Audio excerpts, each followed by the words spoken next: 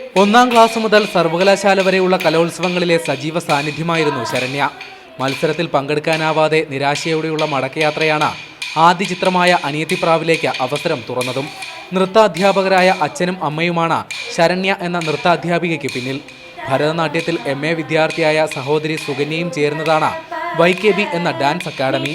കലോത്സവങ്ങൾ മാത്രം ലക്ഷ്യമിട്ടെത്തുന്ന വിദ്യാർത്ഥികളോട് ശരണ്യയ്ക്ക് പറയാനുള്ളത് ഇതാണ്. യൂത്ത് ഫെസ്റ്റിവലിന് ചിലപ്പോൾ 2 ആഴ്ചയോ അല്ലെങ്കിൽ 1 മാസമൊക്കെ മുമ്പ് വന്നിട്ട് പറയും ഞങ്ങൾക്ക് ഇന്നതുപോലെ പങ്കെടുക്കണം എന്നൊക്കെ പറഞ്ഞ് ഇതായിട്ട് വരും. സത്യം പറഞ്ഞാൽ ഞങ്ങൾക്ക് അങ്ങനെ പഠിപ്പിക്കുന്ന ക്യാപ്സ്യൂളായിട്ട് പഠിപ്പിക്കുന്നതിനോട് താല്പര്യമില്ല. പക്ഷെ അവരുടെ ഒരു ആഗ്രഹത്തെ നമ്മളെ വിശ്വസിച്ച് ഇവിടെ പഠിക്കണം എന്ന് പറഞ്ഞു വരുമ്പോൾ നമുക്ക് തള്ളിക്കളയാനും പറ്റത്തില്ല. 2 തമിഴ് ചിത്രങ്ങളിലാണ് ശരണ്യ ഇപ്പോൾ അഭിനയിക്കുന്നത്. സഹോദരി സുകന്യ പുള്ളിപ്പുലിയും ആട്ടിൻകുട്ടിയും എന്ന ചിത്രത്തിലൂടെ കോറിയോഗ്രാഫിയിലും അരങ്ങേറി.